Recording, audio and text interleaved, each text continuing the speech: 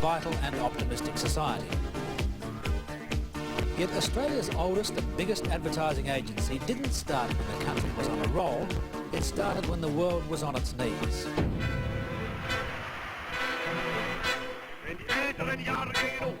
It was 1934 and Hitler had just come to power as dictator of Germany. Sydney's Bridge had just turned 2. And our Don returned from a tour of England with his average for the series at just under 95 runs per innings. Pretty modest for him, actually. But they were tough times. Kingsford Smith was battling bankruptcy, a quarter of the country was unemployed, and a family with 2 kids got 16 shillings, or about $3 a week, to live on, as the worst depression in world history had Australia in an iron grip of unemployment, sorrow and deprivation. Once I built a tower, now it's done. Brother, can you spare Unemployment, sorrow and deprivation. Well, what better time to set up an advertising agency? And that's when it happened. 60 years ago, a confident young bloke named George Patterson, Patterson with 2 T's, thank you very much, founded his famous company. And with another nice sense of irony, he did it on November 11, Armistice Day, and the day they hanged Ned Kelly. He wasn't to know it would also be a day we'd see a Prime Minister get the sack. Despite the crook times, the company whose goal it was to make other companies into institutions became an institution itself. The biggest and most successful agency in the country. One that in the past 60 years has reflected the changing face of Australia.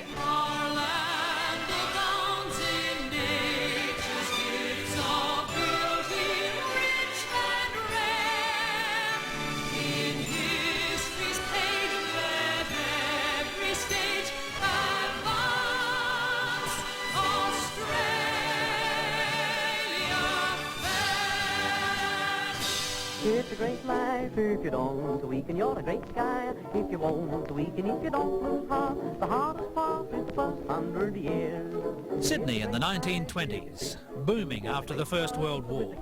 If you come out strong, it won't be long till the sunshine appears.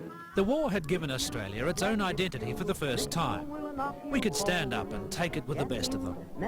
The war had brought Australia out of its little shell on the bottom of the planet, and we now thought of ourselves as part of the world as a whole. And of course, we wanted what the rest of the world had.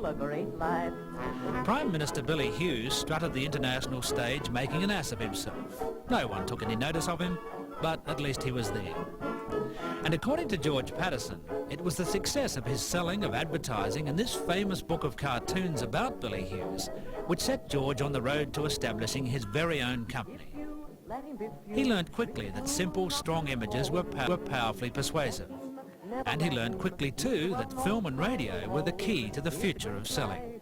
Boots, boots, boots, boots, moving up and down again. There's no discharge in the war. Don't, look at what's in front of you. Boots, boots, boots, boots, moving up and down again. Men, go mad for watching them. There's no Kiwi, one of the earliest companies in the world to make film commercials, became one of George Patterson's early clients. Right. When the Depression shattered business morale, George's confidence wasn't shaken. If anything, it gave him more resolve. George knew that everyone needed to sell their wares, whether there's a depression on or not. And George was better at selling than just about anybody.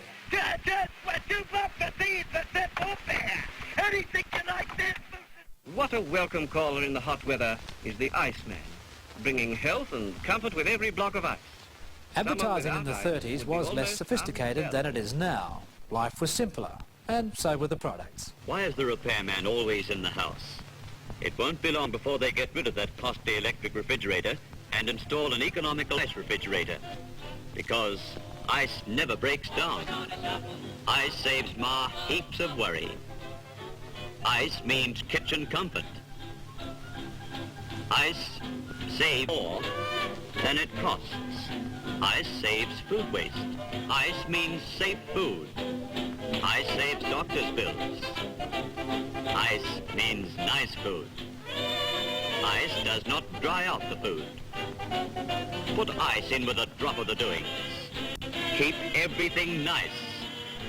Use ice. Yeah, that's right. Why would you want any of that newfangled electricity when you could have something like ice that had been around since man was knee-high to a woolly mammoth? Who knows what the average housewife in the 20s would have thought of this? No, we've come a long way since the days of the ice chest and the hand wringer and the sinfully modern gramophone, which was advertised in the 20s as a good way of keeping the kids at home.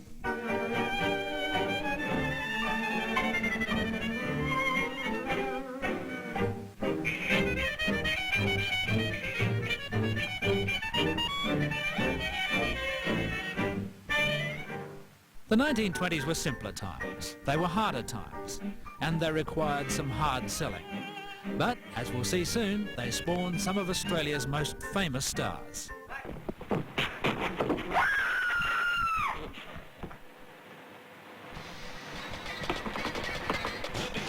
I'm sorry, sir. I'll be right back. We'll be right back after this word. This is By the mid-1930s, the worldwide depression was lifting, and the world was getting back its sense of humour. It was a time of booze, barnstormers and bathing beauties. The bitter economic drought had broken, and it was a time when a man felt it was okay to be a total ratbag again.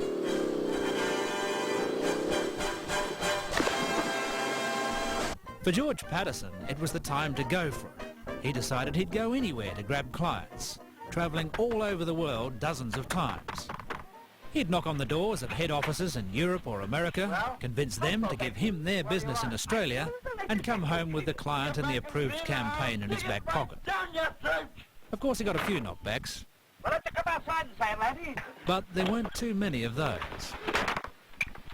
Well, it was because of George Patterson that Colgate got started in Australia. There was a shipload of their products was diverted from China to Sydney, and it was sitting in a warehouse. George found out about this and contacted Colgate in New York and said, I'll sell this for you. Ran a series of ads, sold it all, sent him another cable, said, send out some more product and I'll sell that for you. He did that so well that they decided to come to Australia and get established. So George was responsible for Colgate getting started here.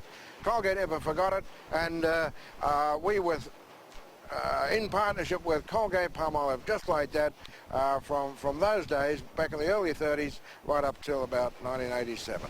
Harry Griffith was a household name in Australia as sidekick to its most famous comedian, Mo McCarthy.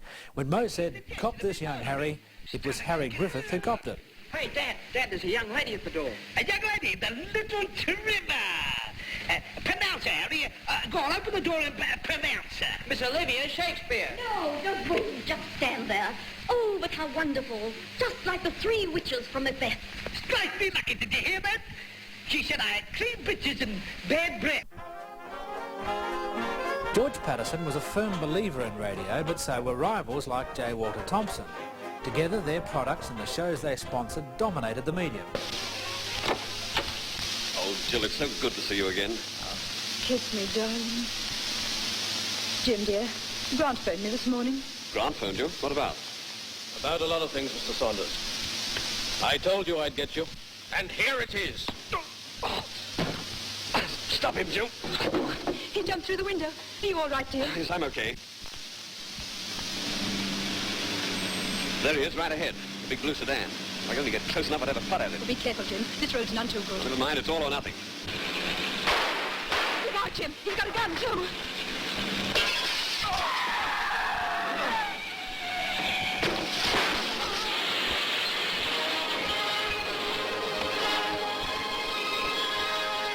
Before long, George Patterson gathered up Gillette, Ford, AMP. Much of the advertising of the time was like the country itself, content to mirror the images seen at the movies of an American or British ideal, and portraying a world that today is only dimly remembered, a world that was changed forever in September 1939. Fellow Aussie, it is my melancholy duty to inform you that in consequence of persistence by Germany in her invasion of Poland, Great Britain has declared war upon her, and that as a result, Australia is also at war. George Patterson's agency, like the rest of Australia, went to war. George couldn't go again, he was 50 and he'd done his bit the first time around. And just as his business flourished in the Depression, so too it took off during the war. Radio was in its heyday in the war years. Because newsprint was heavily rationed and the biggest newspaper ads were only 8 inches high by 2 columns wide, it meant that many advertisers had surplus funds they couldn't spend. Did you get it?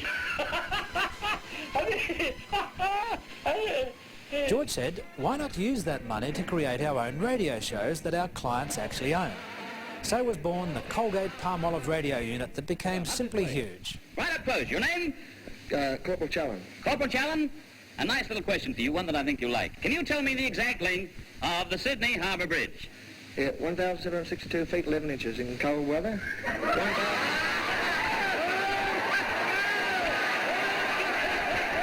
me, that is correct, but how did you know? You have to make... Oh, well, I was a junior draftsman with the engineers who built it. Hey, give me my hand. It made stars of men like Bob Dyer and Jack Davy, and it made household names for dozens of Patterson's clients. Of course, George didn't have all the business.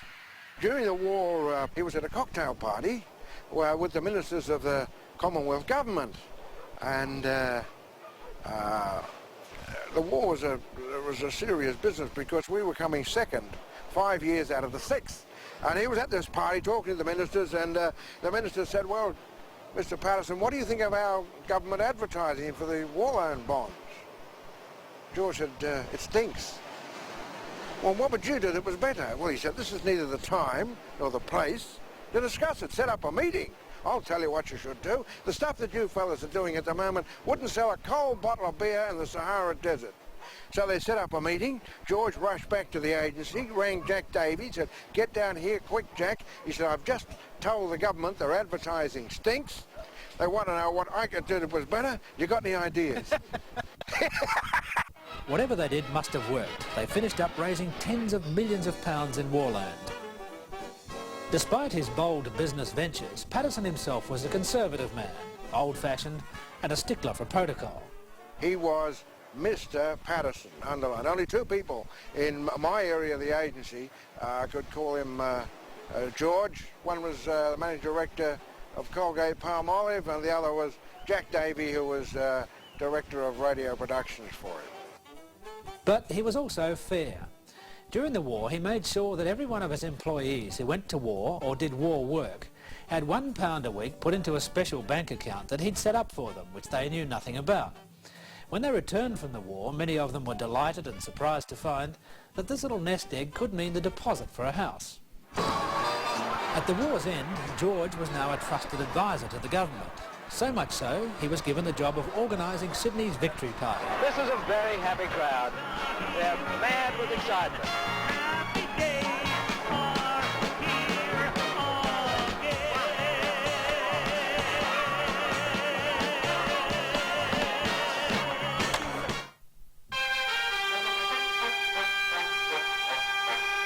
In the late 1940s, as far as Aussies were concerned, we'd won the war and now we wanted to enjoy our freedom. And the government, in league with General Motors, had just the thing to give us, our own car.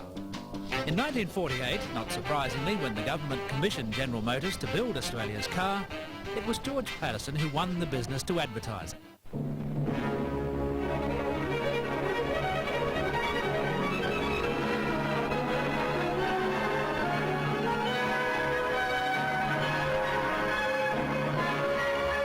Come with us to Hobart. Her trees, blossom and fruit have earned her the name the Apple Isle. Picturesque homes, trees laden with fruit. Trees growing as close together as their branches will allow and drawing their nourishment from soil that is rich and deep and fertile. There's rare Holden played a very important part in the history of George Patterson's agency. From the start, when the agency coined Australia's own car, some of Australia's most famous car advertising was created for GMH. Post-war Australia was blooming, spreading itself out, making itself comfortable. Rationing ended in 1953 and most Australians wanted a car, a quarter-acre block and a secure job. Back then you could buy a Holden for £733.10. That's about $1,300. But it was a lot of money when you could have a house in a nice suburb in Sydney for only £2,000. In Melbourne, it cost only 1,500 quid, and in Brisbane you could buy a lovely Queenslander for about 1,000. Still, the average wage was only £6.10 shillings or $13, so you still had to save. Then again, interest rates were only 2%, so that made things a little easier. By this time, George had expanded so that he had offices in Melbourne and Brisbane, and he was now Australia's largest and most successful advertising agency, a position his agency still holds today. But the big news in Australia in the 1950s was this. Television, no longer just around the corner, is monitored in a corner of the Hotel Australia, Sydney. Television, September 16, 1956, just in time for the Melbourne Olympics. And the first face on Australian TV, albeit with a bit of a lean because the tiny studio was so crammed, was Bruce Ginger.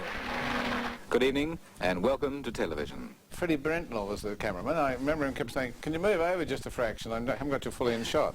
So it was like this, I think. Yes. Welcome to television. Do you have any theories about why George Pat's would have become the preeminent agency in Australia, the biggest and the most famous? Not a tangible one, but I suppose intuitively, when I first went to the George Pattersons, I must have been about 23, 24, some 40-odd years ago. It was in radio days, and I was selling the Woman's Weekly. And it had a very strong, positive air about it. When you walked into the agency, it felt like the best agency in Australia. And of course, in those days, it was very, very dominant in radio. It had very big accounts like Colgate-Palmolive. Cravenet cigarettes were the elegant signal. We hadn't got into the problems of smoking in those days. And a Cravenet was sort of the symbol of elegance. I mean, in advertisements where people were wearing marvellous dinner suits and elegant women in long frocks, I mean, they'd be smoking a Cravenet and he'd have a gold cigarette lighter. And that sort of rather was reflected in Patterson's generally. It's amazing how relaxing a good cigarette can be when you're trying to get one of these things started. I think that's one of the reasons I enjoy Cravenet so much. They help me relax. And another reason I like Cravenet is that the quality of the Virginia tobacco used in them must make for a better smoke. And I know that only top quality tobacco is used in Cravenet. When you buy milk arrowroot biscuits, always ask for Arnott's milk arrowroot. Among George Pat's first ads on TV in the 50s were for companies like Arnott's. The way we all know is best. They're so nutritious. In those days, Aussies were happy to accept their intrusion as simply the price they were prepared to pay to see their favourite shows. Arnott's milk arrowroot biscuits are always fresh too, because the demand is so great, my stocks never have a chance to get soft. Long before the word yuppie was invented, advertising was anxious to show us the sophisticated side of life. It was also apparently before the idea of conversation had been invented, and for that matter, ashtrays. Gracious living, a fine old wine, pleasant music, a cigarette in front of the fire. These are the moments we strive for. These are the moments of perfection. It seems like quaint stuff, but you can't just blame the copywriters. They were basically holding up a mirror to the public and reflecting the mores of the time. It was, after all, a time when, brace yourself girls, a responsible position was, well, typing. Gone is the day when the woman's place was said to be in the home. Today, many women play an active part in many different walks of life. They hold responsible positions in the business world, promote interest in Australian fashion, gain world recognition in sport, as well as successfully managing their own homes. However, you could blame the creative guys for coining some familiar cliches. It was the time of university-controlled tests and miracle additives like Liscon, which leaves your hair far more obedient, shining with health. And Strobane, the miracle ingredient proved the most active insect killer of all. And now and again they told you what was really in it. Hey, strong ammonia. It was a time when a car was good because it's curved. The curved styling gives you much more room inside, more room than any car anywhere near the price. Advertising was becoming more sophisticated, even if we didn't have Steadicam and we got the reverb on the hand-over-ear voiceover by recording it in the dark.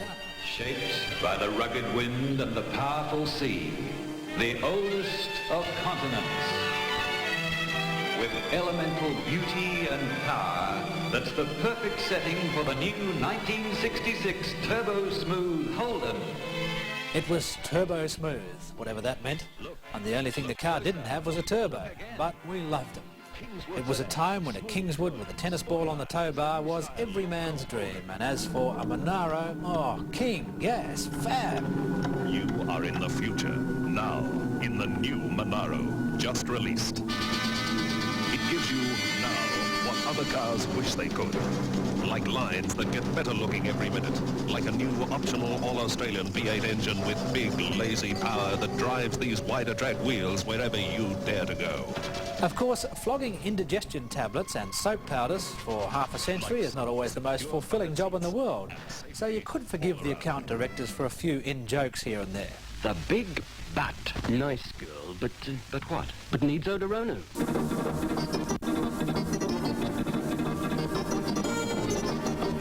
Jokes aside, as long as we had body odour and bad breath, as long as clothes and floors got dirty, as long as blokes wanted to shave their chins and women their legs, the future of advertising and television was assured. The only battle left to fight was to decide who got the bigger bite of the business. How do you like your earrings? Big. How do you like your leading men? Cheeky. Be right back.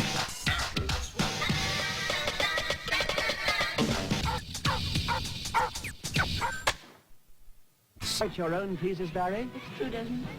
And what are you going to play for us now you've come down from Brisbane? Time is passing by. All right, then, we'll hear you all together.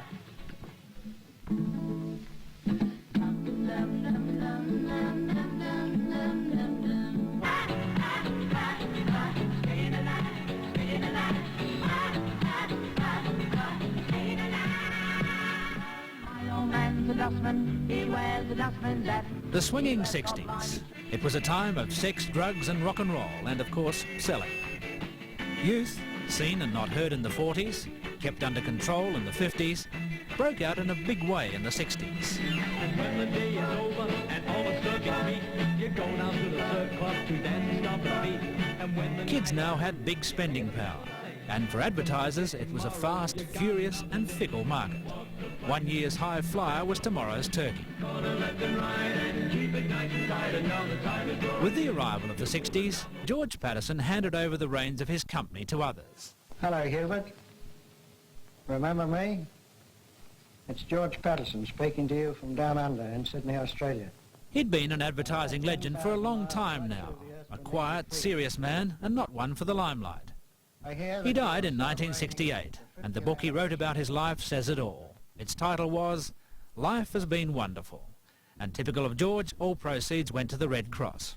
Mr. Patterson left behind an agency run by men and women who followed his example, not just in how the company was run, but also in advertising grounded in the strong idea and the unique selling proposition. Now, as no other toothpaste can, new improved Colgate with Gardol stops bad breath and fights tooth decay all day. Here's how it works. Just as this invisible... Look at some of the advertising for Colgate to see how often the strong visual was used as the brand's advertising stand. Stops bad breath.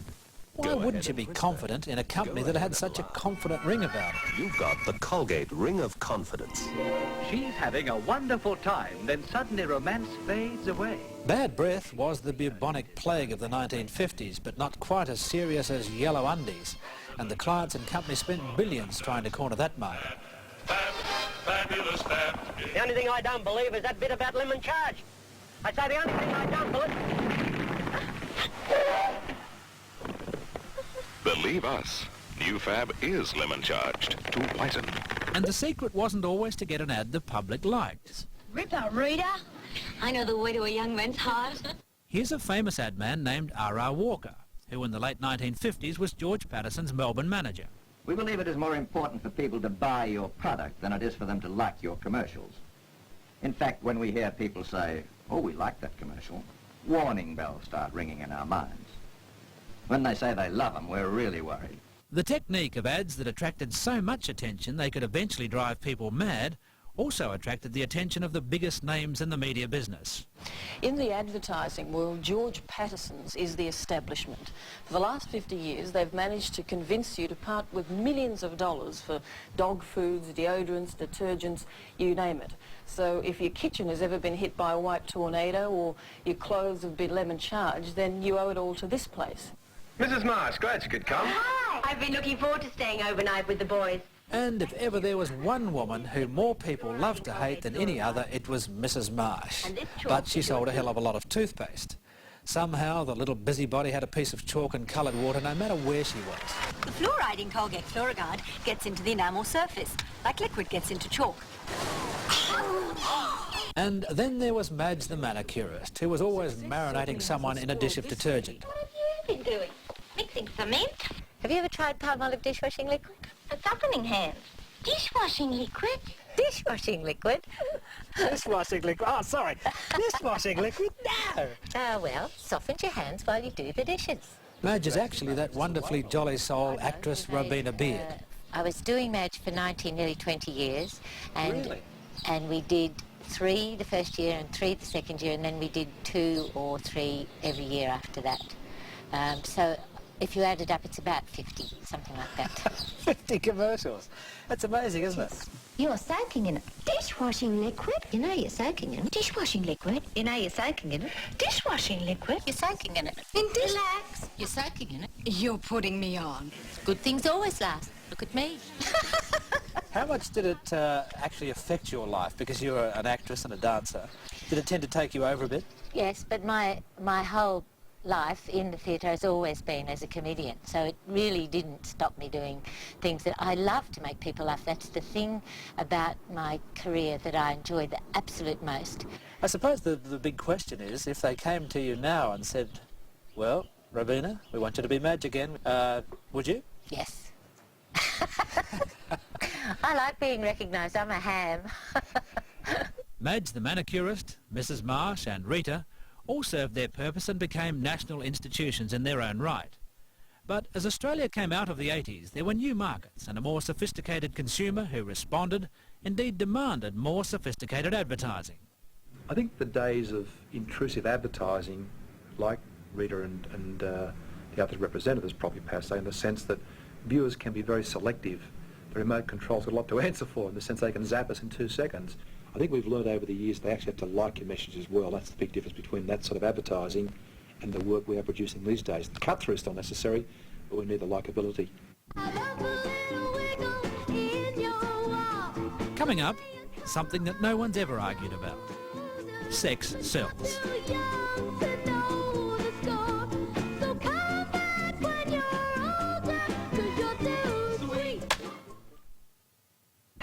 In the 1960s, the advertising agencies discovered sex, or at least Australia did, and an actress named Sabrina gave a whole new meaning to the phrase grease nipples. I was giving the usual Caltex service to my customers the other day when who should drive up but Sabrina.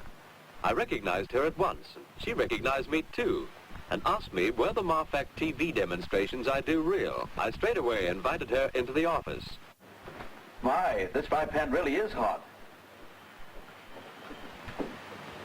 Had it turned right up. My goodness, it really is hot. About 180 degrees, I'd say. That dark one on the left is Marfac. The other is a conventional chassis grease. Gee, look, the other one's beginning to go already. The Marfac hasn't even budged. Can you believe your own eyes? Can't deny it. That conventional grease looks real burned up. And it's Caltex for me. Despite its image as one of the most conservative of agencies, the BHP of the ad business, George Pat's also loosened up.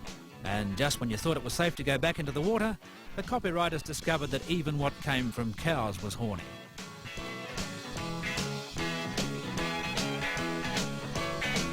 Apart from occasional friskiness, though, George Patterson's has been a pretty conservative agency, like George himself. Big, solid, dependable. The slogan is, the product is king and not the ad. From the beginning, George Patterson tried to make the product famous.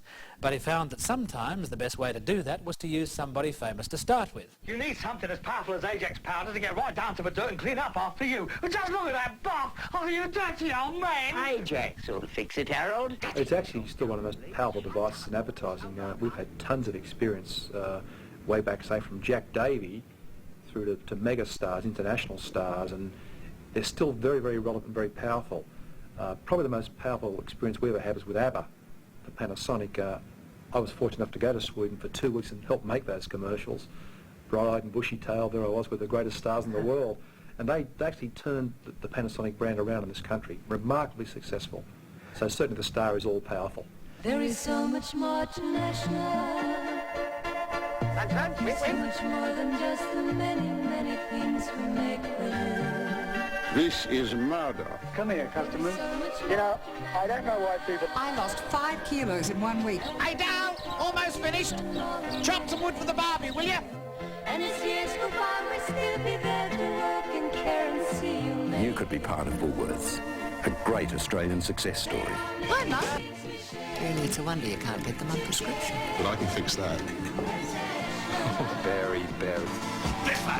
We're spoiled. No fleas from Exelpet. I've just used this new Dynamo bleach and my wash is blinding. Do you make these savings automatic? All through these past 60 years, some very well-known faces have been seen in George Patterson's ads. That's like asking if my spathiphyllum Cleveland I missed its daily washing. Although they might not all have been well-known at the time. Right, Gary? Ah, Fab, eh? Yes. Yeah, the wife always uses Fab. She reckons it gets things white. Oh, yes. Well, it does, doesn't it? I mean, this shirt comes out white, all right. Smells fresh, too. But I can't take all the guff about lemon charged. I mean, who ever heard it? Believe us, Fab is lemon charged to whiten. Bank on it. In fact, the ads that George Patterson has made are like tiny time capsules of Australia as she gets older and maybe wiser. You can almost track the trends, the things that we thought were important and the things we thought were fun. Come with me as we see how we've grown. For a start, the medium has changed, the message has changed, morals have changed, and thank God, mums have changed. Whatever made her choose a washing day? I'll be just dead, Tad. Oh, well. How is Helen getting on? Well, I'm rather worried about her. The housework seems to be getting her down. Oh, my dear, you simply must try it. Oh, here we go. Wonderful. I will. Oh, you're back again now. John, darling, I'm never going to be cross on Mondays again. Anne's been telling me about the most marvelously easy way to do the washing. Well, that's a step in the right direction. Oh, hello, dear. Why, Helen, you look so happy. I should think I would be. I did the washing with Rinso today, and it's simply marvelous. I just soak the clothes, and look, aren't they wonderfully white? They are. Rinso makes such lovely suds. There's no rubbing, no backache, and the work is done in half the time. Yes, Daddy, I'll be wanting to try it myself. I'll let you someday. I don't even mind Joan getting her frocks dirty now. Rinso makes them beautifully white and spotlessly clean without hard rubbing. My dread of washing day has gone forever, thanks to Rinso. Hey, don't I know you from somewhere? That's original. Emerson High, 1975. You're in my class. I was your teacher. And while the battle of the sexes was being won, the battle of the bulge was being lost. Australian consumers demand more nibblies than practically anyone on earth. Henry! I won't have you stockpiling twisties in my crystal cabinet. What next? That Henry sure loves savoury twisties. Are you ready? Are you ready? Are you ready for the real potato taste of Smith? Twisties, put a sparkle in your day.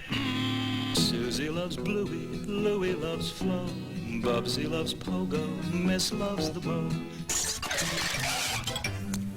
Smith's Crisps, the original and best.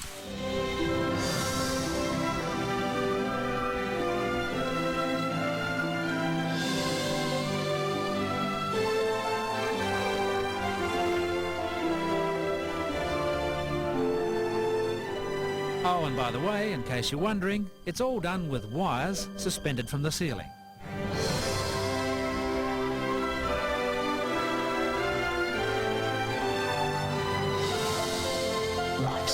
and straight without twisties. From the back of beyond rides lanky Jack with his stockman Bill beside him. Cars have changed from being generations of workhorses On the properties out here, you'll find Holdens by the dozen, model after model from the very first Holden ever built. to best mate in an awkward situation,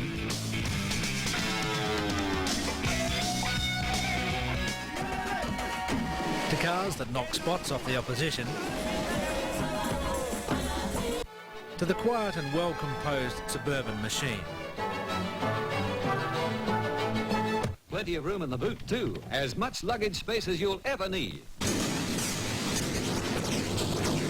You can't go past Holden for value. Ignition Pulsar on both Wheels Quality Award and Wheels Car of the Year Award.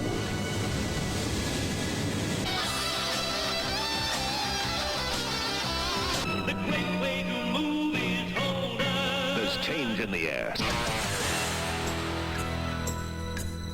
Just wait till you drive it. Double flip. We'll be right back, 100% of your minimum daily requirement. This time, Whiskers time, is the time we love the best. They say it never work with kids or animals, but for ad agencies, they're the stuff of life. We're people who love our pets, and we've seen them jump over fences, find people lost in the snow, and doing animal tricks to make sure we know the right brand to buy. The dog, come on,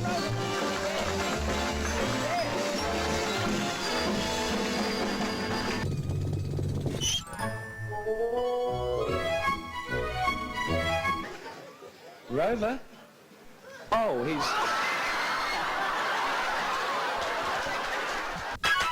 Whatever shape your dog is, with Meaty Bites, he's in good shape. With Meaty Bites, he's in good shape.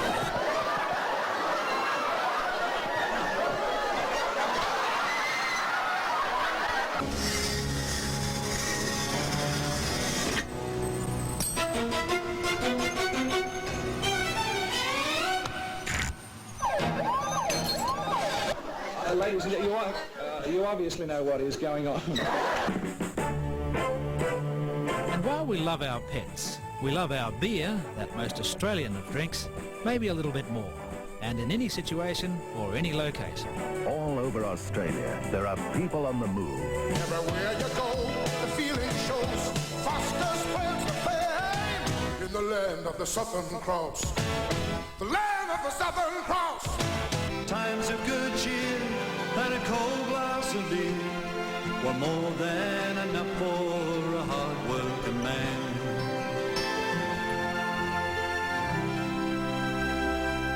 Here's one young lady who is perfectly at ease. And as for fashions, they've always kept the copywriters working overtime. Getting wrinkles! Mini Magic Pantyhose. Dresses get longer and shorter and in and out of date at about the same rate as hairstyles.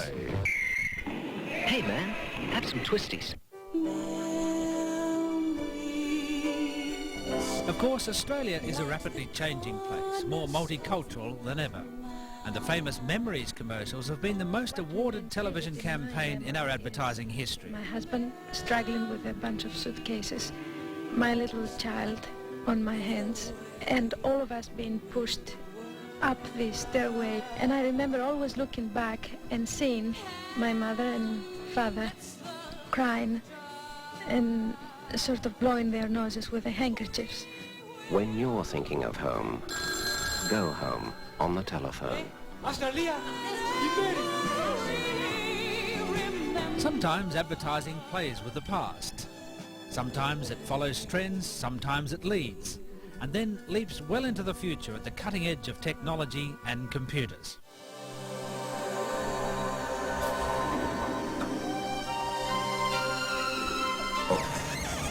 Dial 1 first before the long-distance code and number, and Optus will save money for your business.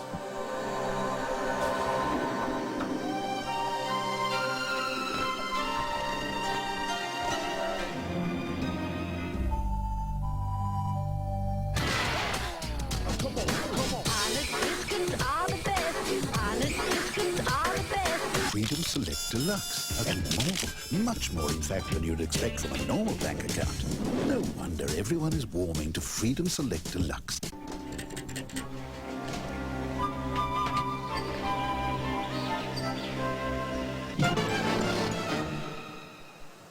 George's agency has come a long way in 60 years. He would never have imagined the changes that computers would bring, the way the media of tomorrow will give us so many new choices, and how perhaps one day advertising will be created and produced for an audience of just one.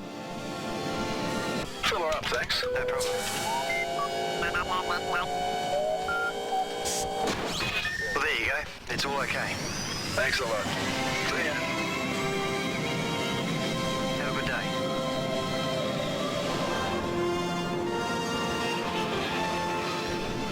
But I'm sure that George Patterson, who by all accounts was basically an upright man, would have been happy to know that the country he helped build would head towards the 21st century strong and profitable by world standards, which is how he judged everything. He gave himself a wonderful, rich and happy life through advertising, but he wasn't selfish about it, and he always wished the same for his country and all Australians. Indeed, he devoted the last page of his book to the hymn that says a lot about this country, a country George Patterson spent a lifetime selling.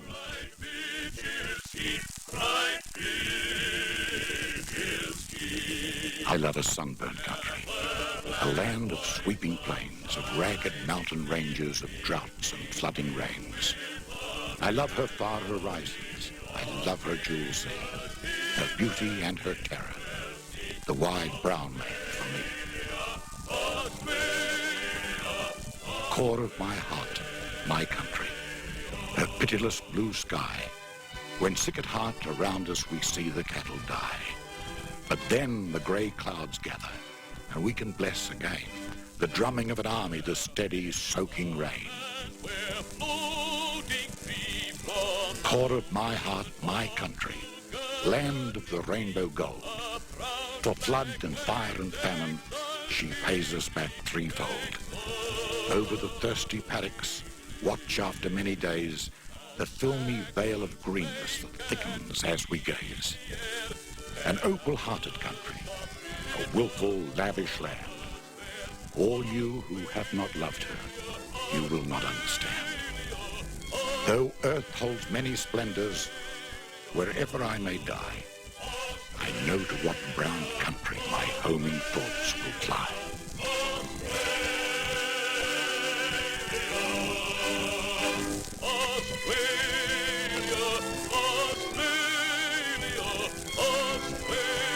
Why didn't you call, huh?